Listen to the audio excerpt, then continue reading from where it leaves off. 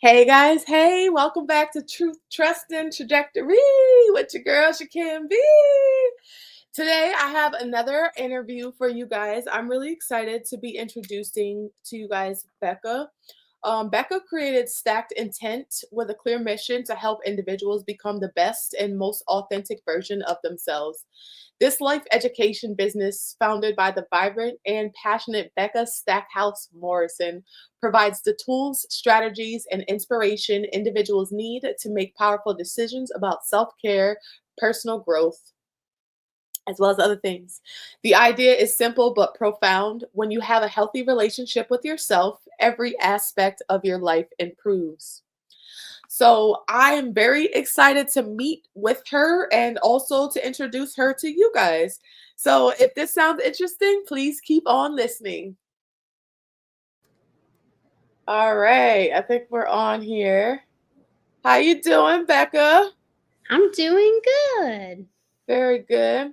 So, can you just introduce yourself to my audience? So, I am Becca Stackhouse Morrison, and I am the CEO and founder of Stacked Intent. So, I am just here to share what my business is about and some stories and connect with your audience. Okay, very cool. All right, so let's start with your business. What is your business? What is it that you do? So, my business is a relationship education. And so, what I do, where it comes from is I went to college and I got my bachelor's in social sciences and then my master's in family studies. And then I graduated with my certification for family life education. And so, that kind of gave me this path of really wanting to give people the tools and the tactics to for relationship education. And relationship education isn't really by the sense of what people are hearing. It's when we hear relationship, a lot of times people go straight to romantic. And it's not just that. It is so much more than that. And it's looking at the relationship that we have with ourselves. It's looking at the relationship we have with others. It's looking at our relationship with food, with finances, and then the other aspects that kind of make us individuals and who we are as people. So Gotcha. my business, that's what my business brings. It's looking for the authenticity of yourself and doing that through workshops, courses, speaking engagements, my weekly blog post and podcast. And so it's providing self-care, personal growth, and just the tools that people need to be able to evaluate that. Okay. So, what kind of like inspired you to start your business? So I started my business because I moved. So I left my job. I got married and I left my job, and we decided that in that transition, I would go ahead and launch my business because I've kind of always wanted to work from home and have my own business. And so it was just the perfect time to do that. It was the perfect time to transition into having my own business. And so it was the time and the resources that were available to be able to launch into creating a business that could give back to people, give back to being able to provide a research-based information that gives you the just aspects of how relationships can be formed at your fingertips. And so that's my business was formed kind of then. Okay. And then I didn't really want it to be, you had to be in a certain place to be able to be a part of my business. And so that's kind of why I started with the online and then do in-person workshops so that it's kind of accessible for anybody that needs access to it. Yeah, absolutely. So, when you said like experiment, not experiment based, but I remember when we were having a conversation, you pretty much took like what you learned from the university and decided to kind of like transition and cross that over into your own practice. So, can you like get into that a little bit? So I believe that we all have opinions and we all have the opinions that are important. But when you look at it, so I worked at a university and I worked in extension, which brings the research based information and puts it into programmatic programming. And so loving that aspect of college and loving that aspect of my career, I didn't want my business to not have that. I wanted my business to be able to look at journal articles and that be some of where some of the information from my blogs come from. Look at research-based projects. And so I really just want to take the research and put it into practical tools. Okay. So what I wonder is like with research based anything, right? The first thing my mind goes to is like medical, right? Because with Mhm. medical, a lot of their new findings in practice and even like medicines all come from research. So like what are some of the when you say research based, like can you be a little bit more specific or like go into that? So it could be things that are like journal articles. So like there's a lot of different tools out there, but journal articles are one. And so like my CFLE connects me into a bigger network, which is called NCFR, which is the National Council for Family Relations. And within that, there are articles and newsletters and classes and courses and online tools like for me as a CFLE to be able to use. And so I'm able to kind of look at those or pull the journal articles. And a lot of times journal articles are done in a research base. And by research, it might have taken, it might be a program that was delivered by someone and they collected the data on it. And over the course of 5 years, they've collected and compared the data. And so it's taking those and being able to take what they took, because behavioral science is a harder thing to research. It's not the same as medicine of you can give somebody medicine and then you can see the results. Behavior changes, it's harder to research and it takes more time. Right. And so, but it's taking journal articles and pulling out of the journal articles what's information. Like one that I find that's really interesting is with our finances and our relationship and how those are formed in our life. Those are both established by the age of 7. And so research has kind of shown that by the age of 7 is where our money habits have our picture and our establishment started. Okay. And so the same's related. And so it's different things like that. It's different tips or tricks. It's another would be like our conversations. So like when we're talking, if all we're doing with texting with somebody, we're only getting like 5% of communication out of Mhm. 100% because about 87 of it is body language. Yeah, Well, you've eliminated that in texting and on the phone. And so exactly. that's another piece that's like research. Of our research has kind of shown us what has been more tried and true. Okay. And then so I imagine like with that, that's how you're able to gauge your so do you use like the research aspect of it to kind of like promote, hey, like if this is something that you might have like not an impediment, I don't know a different word for it, but you know what I'm saying? Like let's imagine someone has like a lack of discipline for, finances. And then if do you ever have to like find it where you're using that research that you already know might be slightly connected to like the behaviors to kind of like pull clients in or That's yeah. yeah, a lot. So in conversation, I do it kind of like how I just did it with you, but Yeah. in writing, I like intertwine it. So you might see it referenced in a certain way, but it's going to be written in a way that it flows in the article that's being written or the conversation that's being had. Very cool. I love that. And I can imagine like having a service like that is definitely very beneficial. Now I'm starting to understand why you say, because if certain people aren't around you, you know what I mean, and being able Mhm. to have it online, then it does make it more accessible because one of the things that I think about is like with mental health, for example, right? It's readily available everywhere, but then it's not, right? Yeah. Because if you don't have insurance, you don't have the right type of insurance, and then let's say like they don't have any openings, then and me personally, like I've been there to where I really was like just shy of a full-on crisis. You know what I mean? And they're like, "Yeah, we can get you in sometime like in the next 2 years." And I'm like, "But I'm gonna die now, like right now." Yeah, yeah. So yeah, and it's different. It's I mean, you call a doctor and you go, okay, I need to go to the dentist. I need to go to the dentist. Well, we can fit you in 3 months. Yeah. but I needed you yesterday, really. Yeah.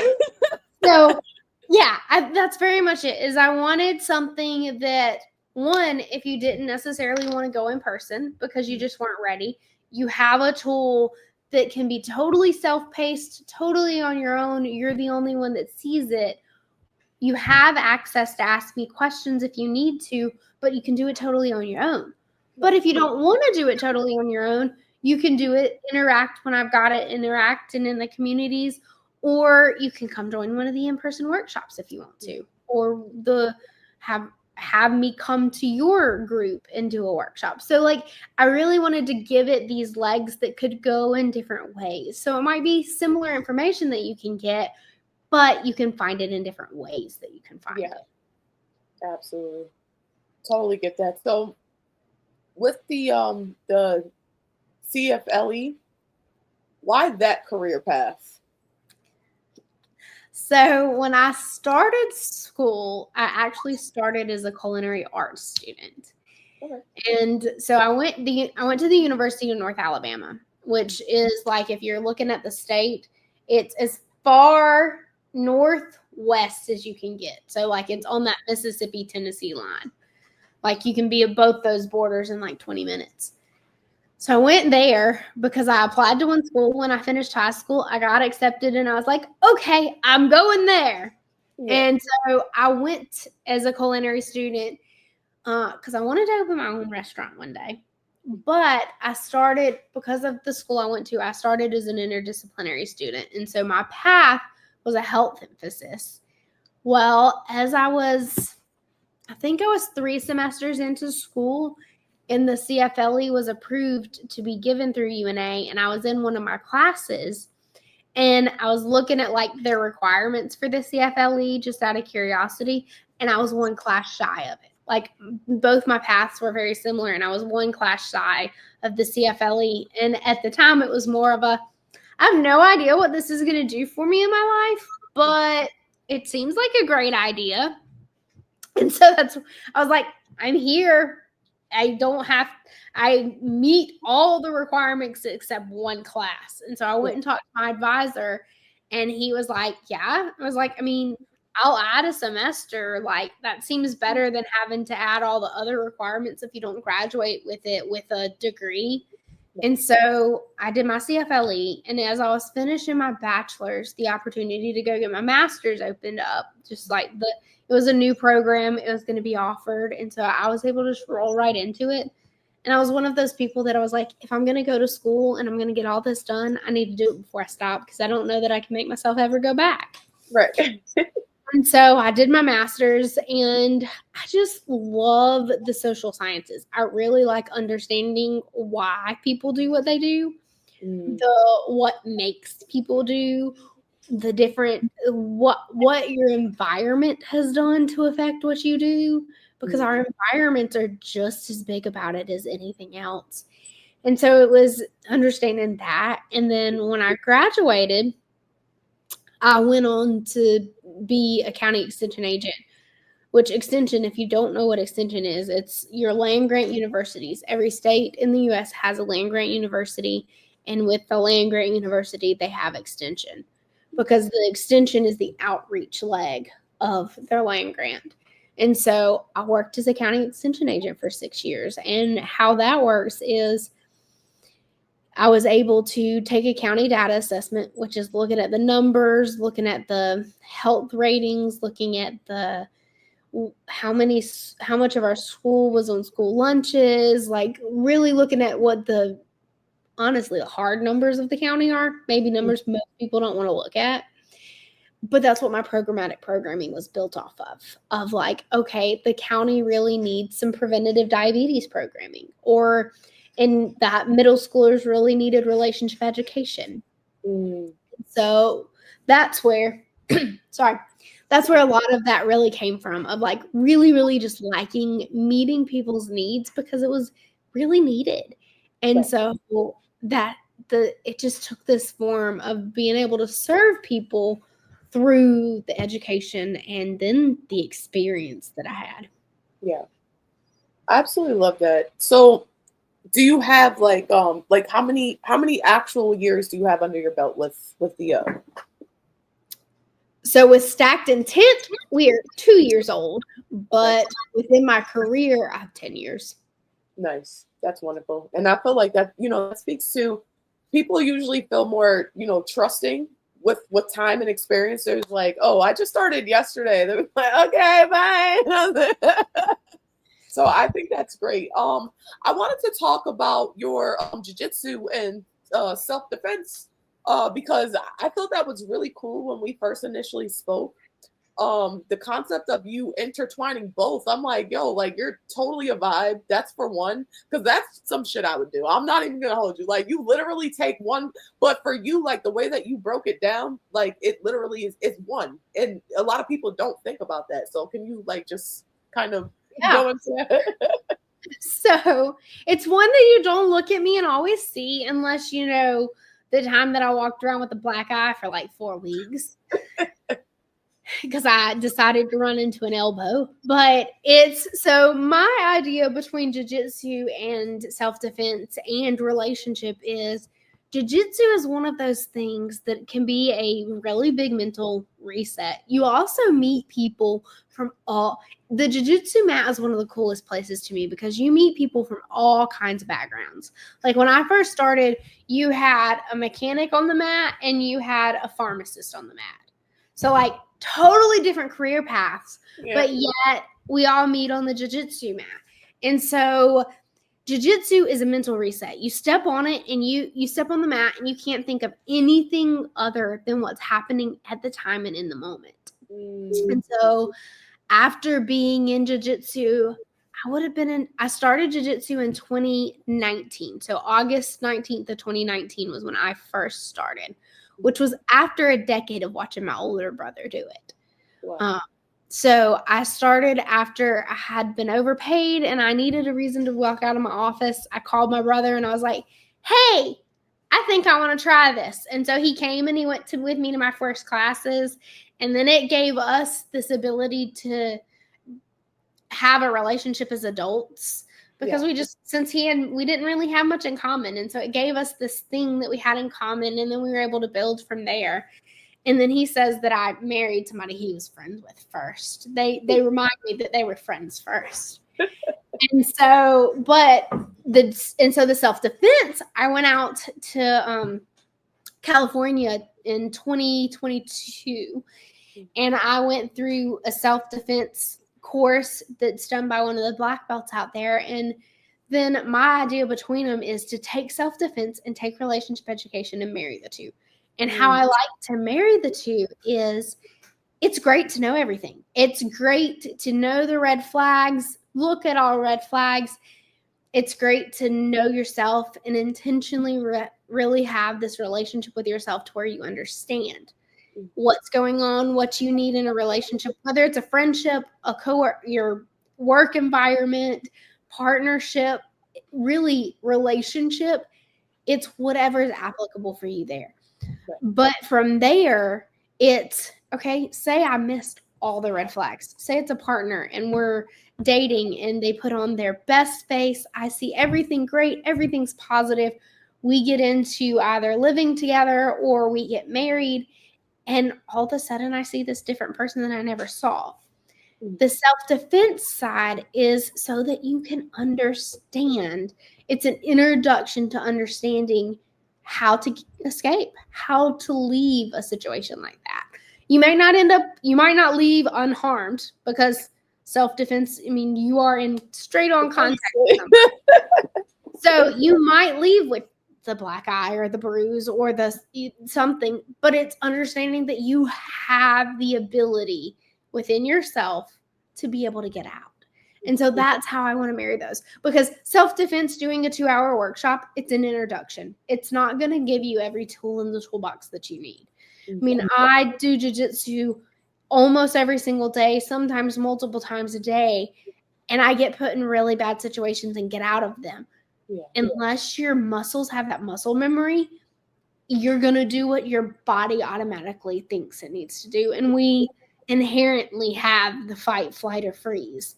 So it's it's starting to give yourself this, it's giving yourself a little bit more of that fight if it's not something that you instinctually have. Wow. I like that. And also the other thing, because I don't think we even talked about that part, the yoga, and then I kind of want to like tie the three in together.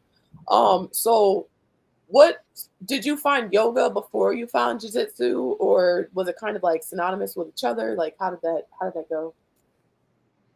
They probably happen time pretty close together. So yoga, I started teaching yoga, and I did some kids programming around yoga, and then I would do like a 10 to 15 minute standing yoga routine because I was doing it in the middle school, and so the kids didn't want to get down on the floor. I didn't want to get down on the floor. I mean, it wasn't clean, and we didn't have the time to like bring in yoga mats, have them. So we did standing yoga, and what I found doing that was if we spent 10 minutes breathing and focusing on movement, and then we sat down and we did our relationship education lesson, those kids focused so much better Mhm. because they got to move and stretch around, because nobody's designed to sit still for hours and hours and hours. And Right. so that's where my yoga, I like to intertwine yoga into, not necessarily here's an hour and a half practice, but here's a 10 to 15 minute, maybe 20 minutes of let's stretch and move our body so that Mhm. then we're ready for what we're doing next. Okay. Very good. And do you feel like it's so have you done like yoga classes for adults too, or is it just kids? Do you find like the response levels about the same or different? Is it completely different? Because I know some kids that are real chill, like they're just like, yes, this is awesome. And then some other, they're like flip the whole table, like, whoa, bro, come it's okay. The most fun age that I have fun doing yoga with, adults are great. I have fun with them. But 4, 5, and 6-year-olds are so much fun because they just want to imitate exactly what you're doing. Exactly. And so Yes. they'll do exactly how you're doing it. Yeah.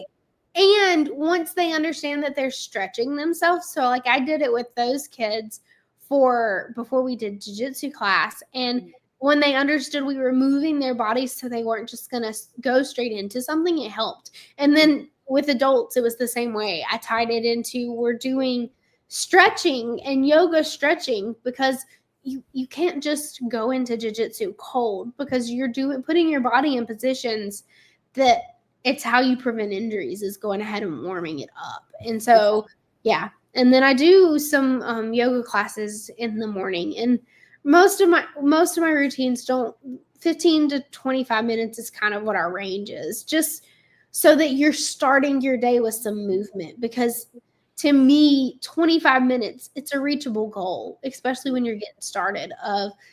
You can make yourself do something for 25 minutes, Oh, for no, sure. whether you want to or not. An hour at least for me, I start to be able to give myself 15 reasons why I don't want to do it. So Gotcha. being able to just give yourself some motivation to be able to meet yourself.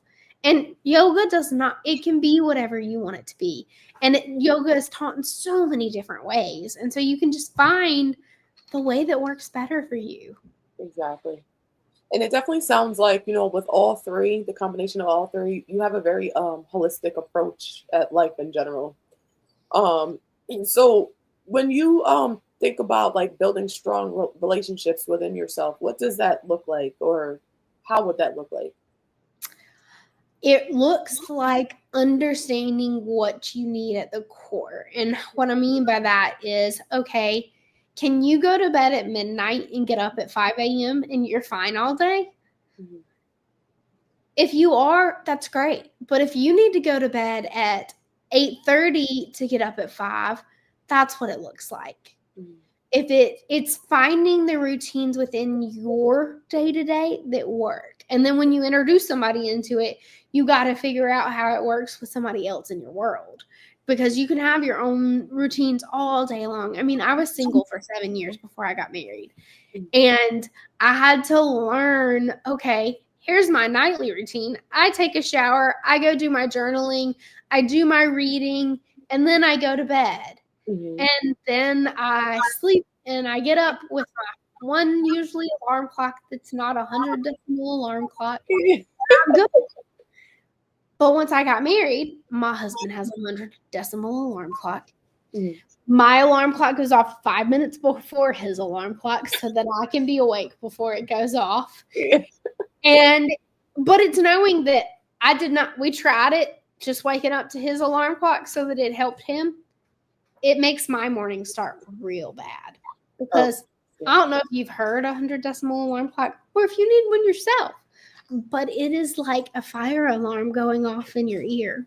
No, I wouldn't be okay, like, at all. I wouldn't be okay with that. I don't even like the iPhone, like, it's like a gangster, like, shaking you up out of your sleep. You're like, "What? Oh my God, I'm sorry."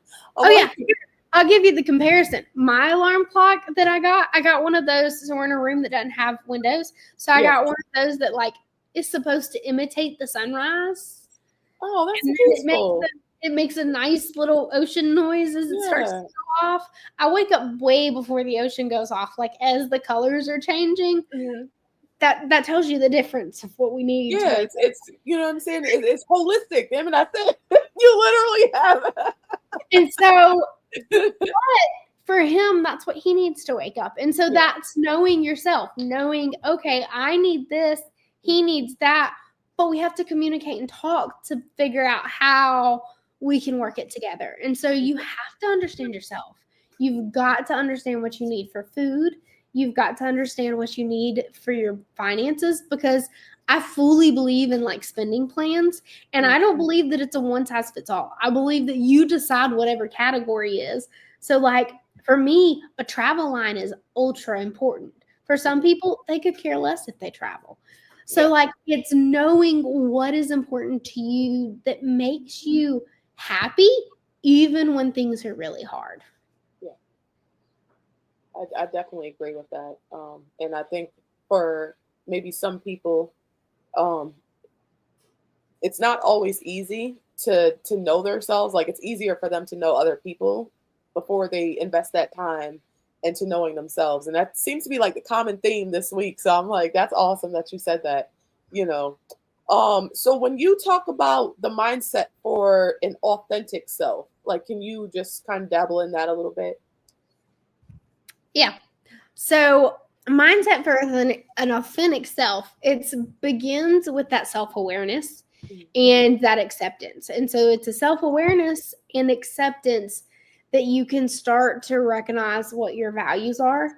And it may be that you're having to recognize that your values might be different than what you grew up with, which might affect who you are around some. Or it may be that you had a transition in life, and so you've transitioned from one to the other. So it's looking at that. It's looking at beliefs. It's looking at what your desires are without the influence of external pressures and social expectations.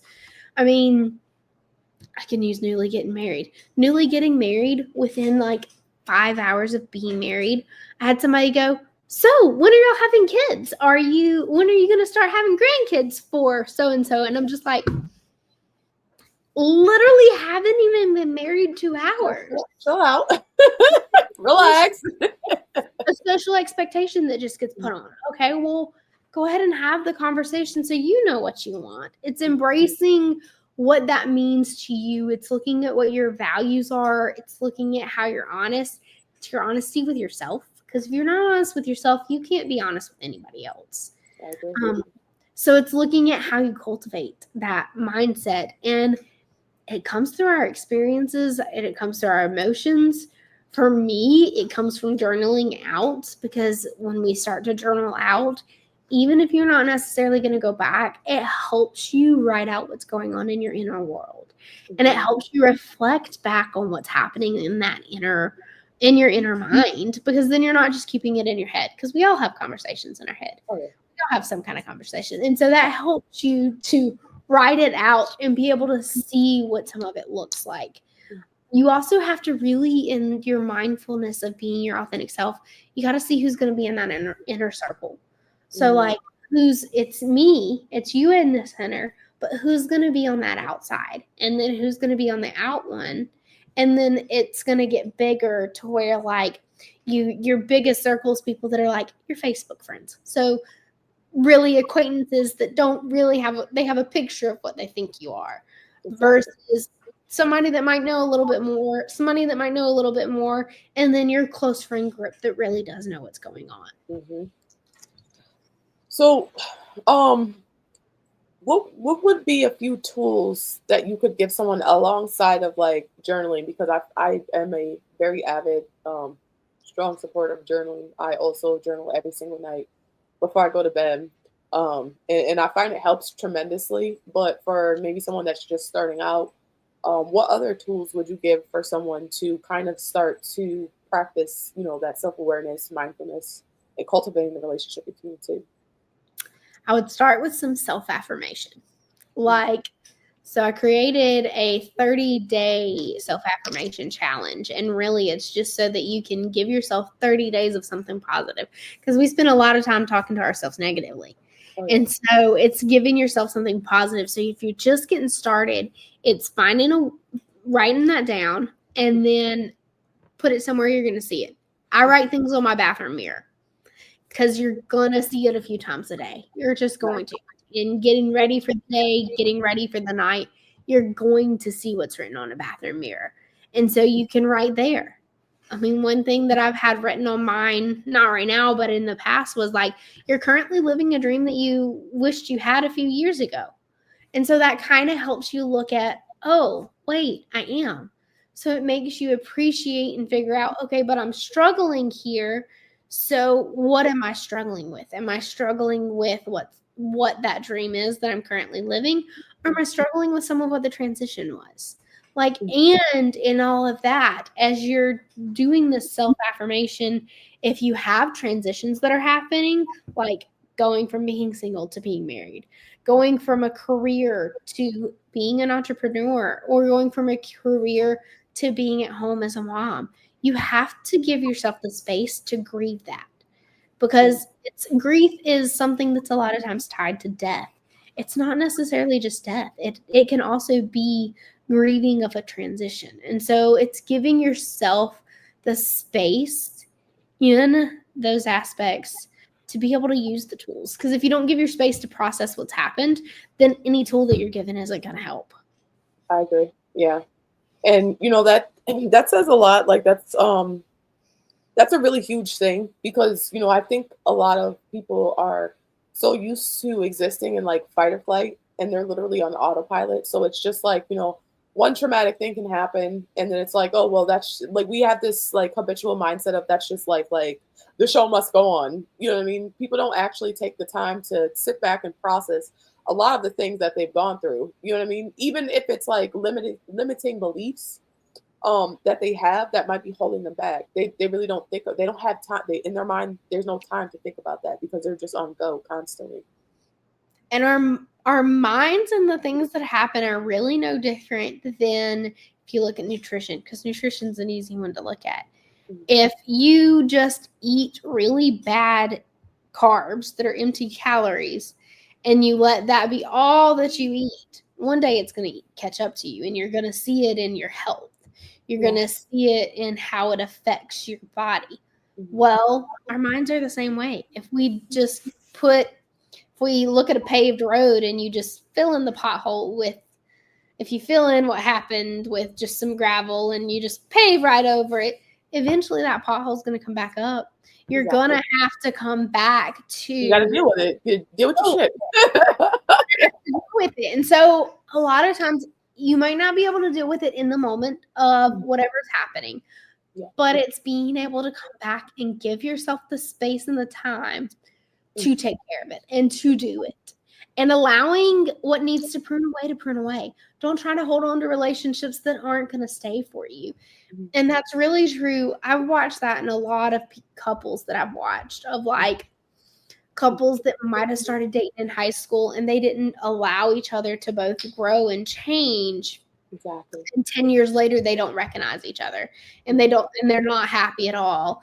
And so you have to, in your changes, and you have to allow things to change and transition, but you've got to be kind about it and be honest about it in your communication to people.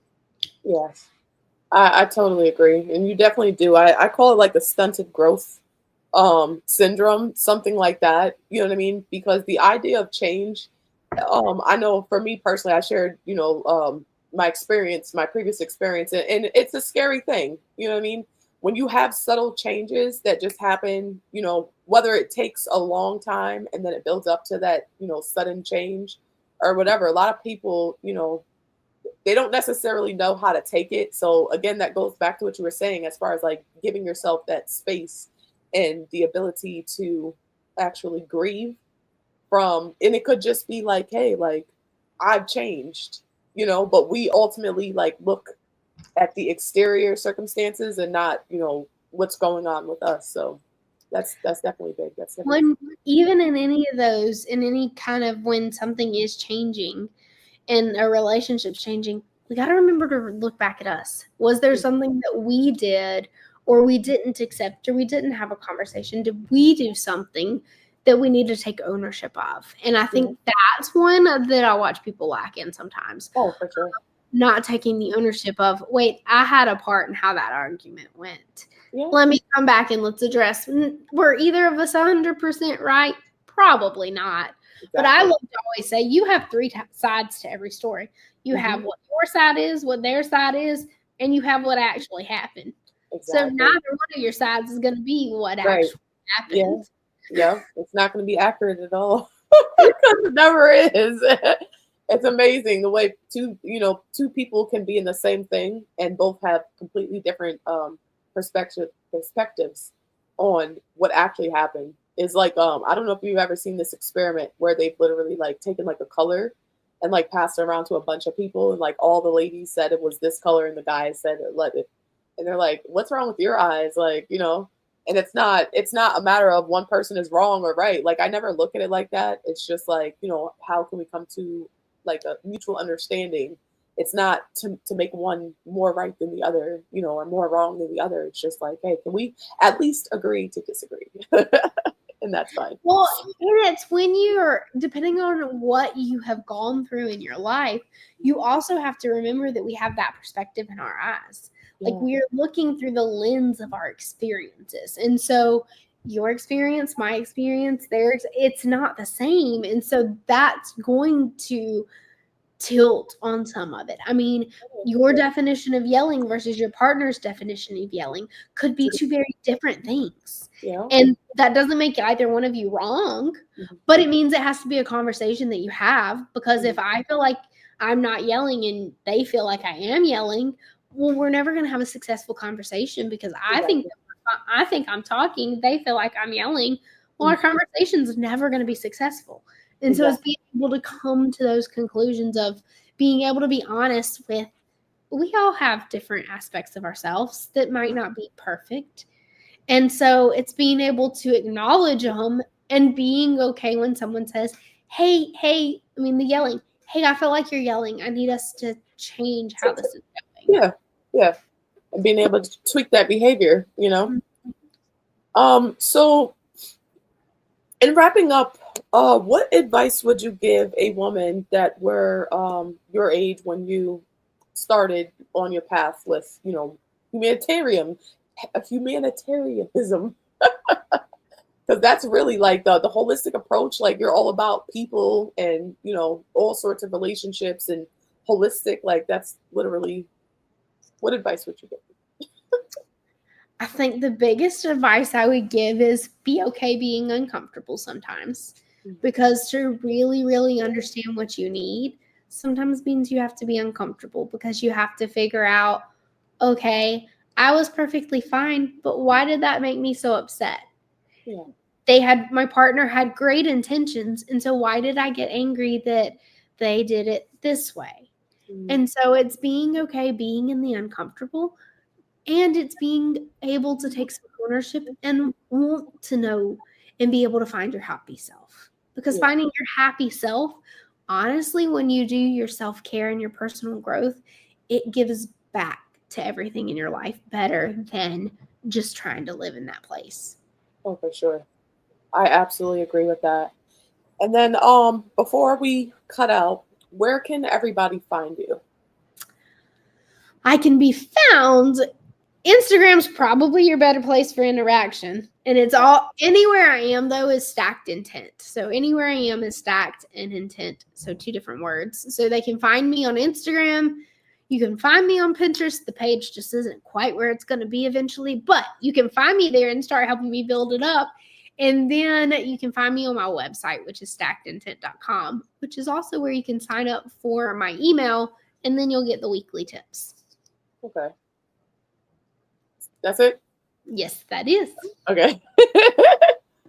All right. So Becca, it was good having you on the show. I definitely enjoyed our first conversation. I enjoyed this one. I feel like I learned more about you this time around than I did the first conversation. But hey, girl, we'll get it together.